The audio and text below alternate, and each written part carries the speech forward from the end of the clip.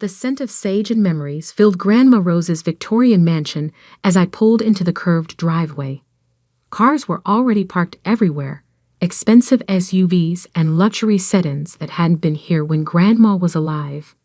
Just 3 months after her funeral, and they'd already moved in like vultures. I sat in my car for a moment, hand resting on the leather briefcase in my passenger seat. Inside was the document that would shatter their Thanksgiving dinner. Grandma's real will, not the convenient forgery my Aunt Helen had presented to the family. Remember, sweetheart, Grandma had whispered to me 2 weeks before she passed, pressing a small brass key into my palm. The truth is in my study. 3rd drawer down behind the false back. Wait for the right moment. Now, watching my cousins stride around the property like they owned it, I knew that moment had come. Well, look who finally showed up. My cousin Marcus called out as I approached the front door. Didn't think you'd have the nerve to come back after everything. I smiled politely, clutching my briefcase. Wouldn't miss Thanksgiving, Marcus. Grandma always said it was the most important day of the year. He scoffed. Grandma's not here anymore, and soon, neither will you be. Inside, the house felt wrong. Aunt Helen had already started redecorating. Grandma's cherished antique mirrors were gone, replaced by modern art pieces. The Persian rug that had witnessed 50 years of family gatherings had vanished. Even the air smelled different. Designer candles instead of Grandma's signature apple pie. Oh, you came. Aunt Helen's voice cut through the hallway. She stood in the doorway to the living room, martini in hand, wearing a designer dress that probably cost more than my car. I thought we made it clear you weren't welcome anymore. You did, I replied calmly. Multiple times. Through your lawyer, through email, and through that lovely eviction notice you taped to my door yesterday. Then why are you here? Because Grandma would have wanted me at her table. One last time. She narrowed her eyes but couldn't argue without seeming cruel in front of the gathered relatives. Fine.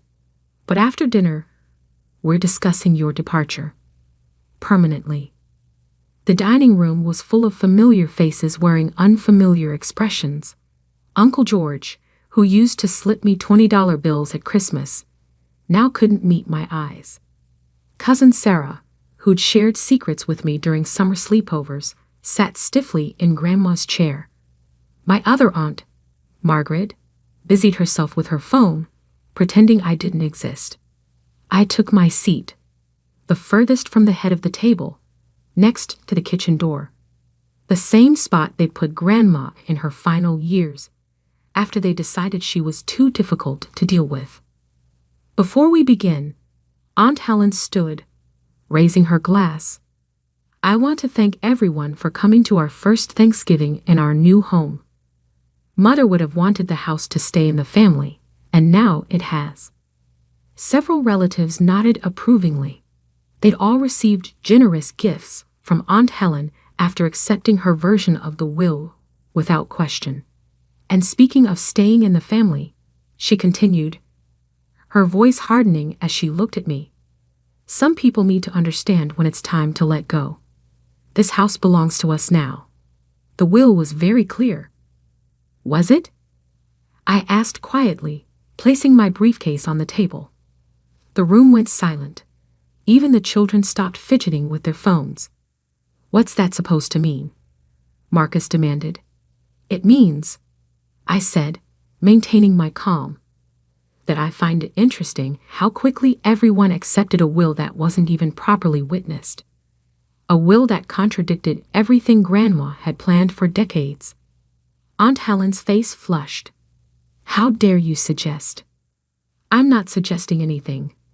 I interrupted, my hand resting on the briefcase. I'm just wondering if anyone bothered to ask why Grandma would suddenly change her entire estate plan 2 weeks before she died, when she was supposedly too confused to make decisions. She was sick. Aunt Margaret chimed in quickly. She wasn't thinking clearly. Really? I pulled out my phone and pressed play on a video I'd recorded the day before she passed. Grandma's voice, clear and strong, filled the room. "My darling grandchild, if you're watching this, they've done exactly what we suspected they would. The vultures are circling, thinking I don't see their schemes. But I've prepared for this. The key I gave you, use it when they show their true colors." Aunt Helen's wine glass slipped from her hand, shattering on the hardwood floor. "That proves nothing," she snapped, but her voice trembled slightly. "You're right," I agreed, finally opening my briefcase. "But this might." The dining room air grew thick with tension as I pulled out the document. Cream-colored paper with Grandma's distinctive blue ink signature at the bottom. My hands didn't shake. They'd shaken plenty 3 months ago when I'd first found it, but not anymore. "What is that?" Uncle George's voice cracked slightly. "This," I said, carefully unfolding the papers, "is Grandma's actual will.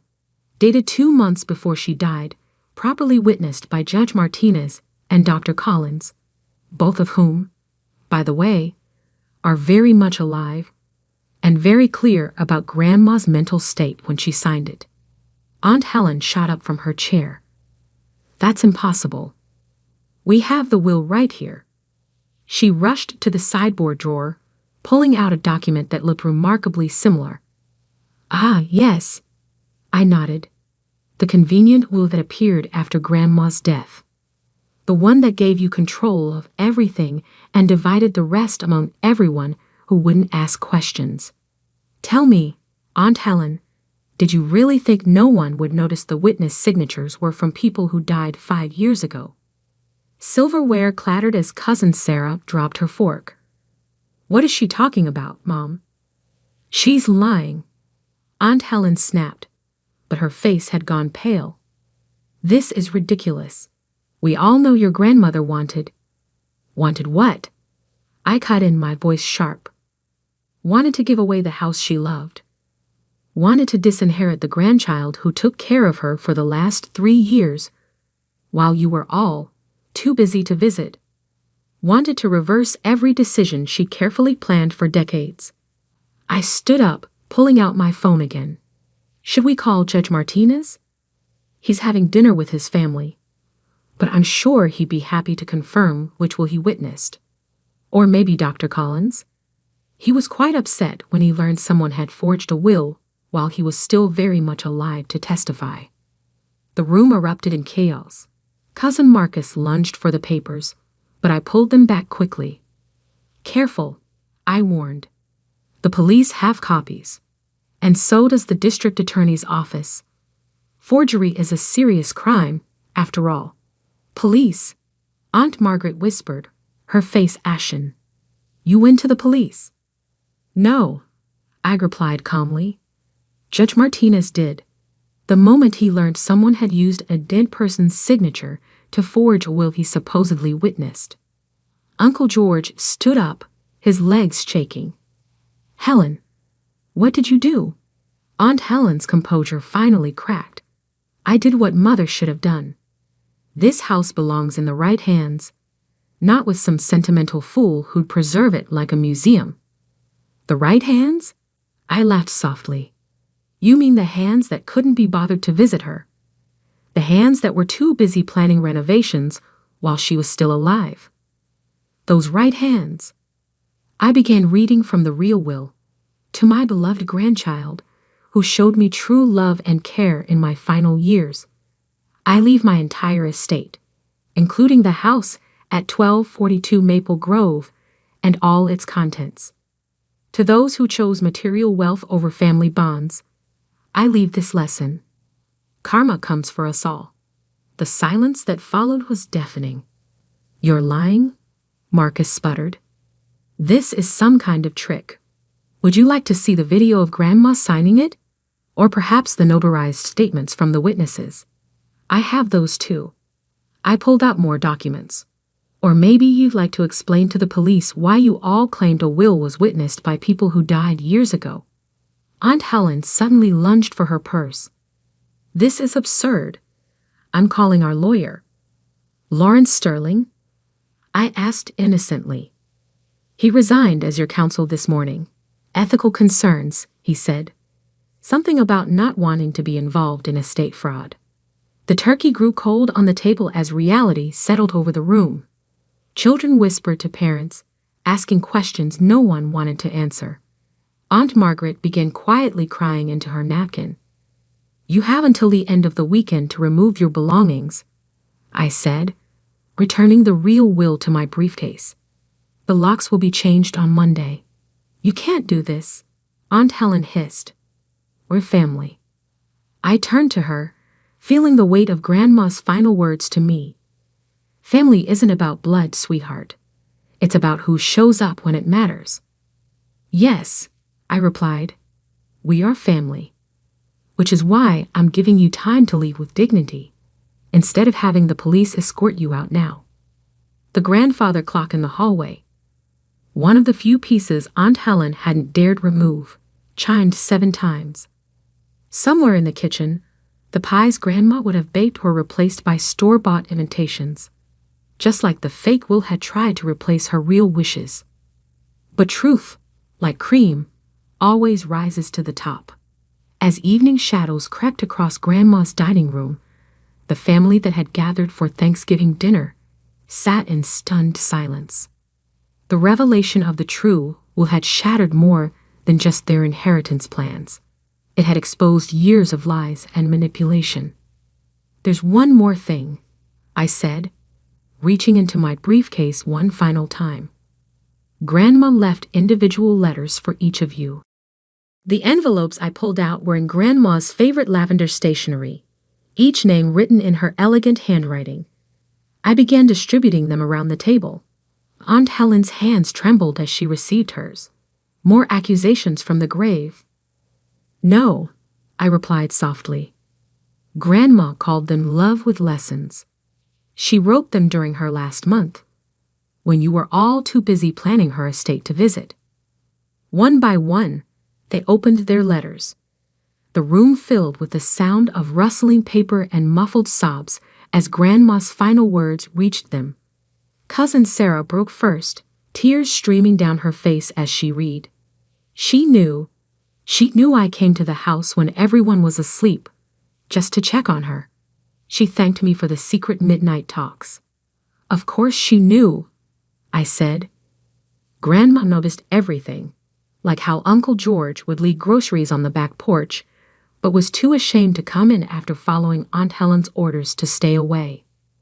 Uncle George's head snapped up, his letter clutched tightly in his hands.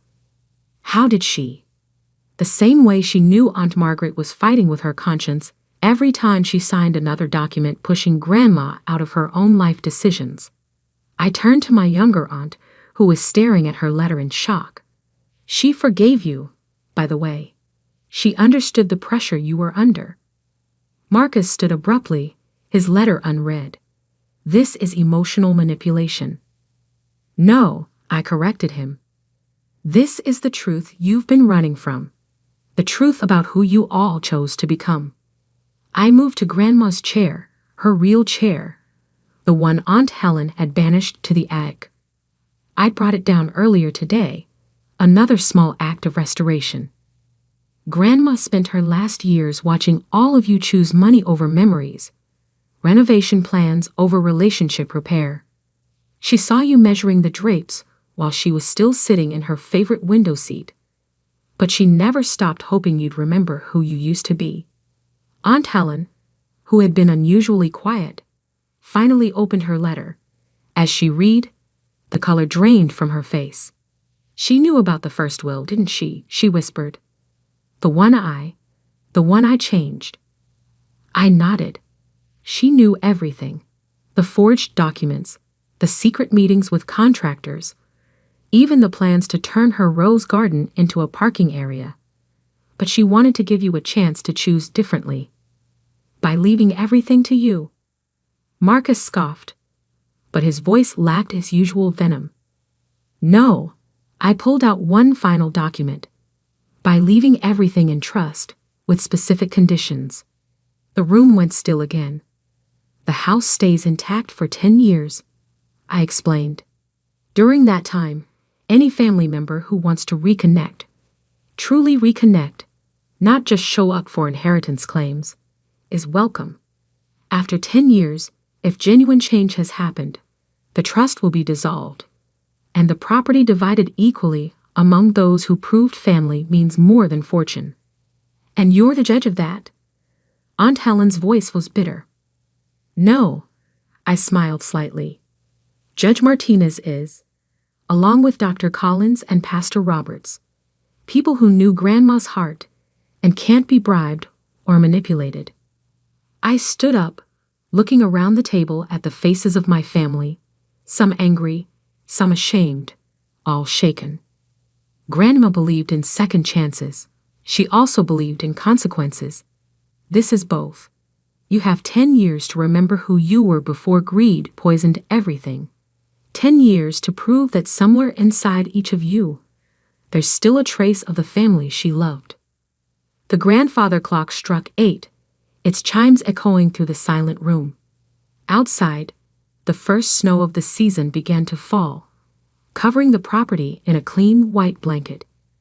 Nature's way offering a fresh start. The choice is yours now, I said, gathering my things, just like it always was. As I walked toward the door, Aunt Margaret called out, "Where are you going?"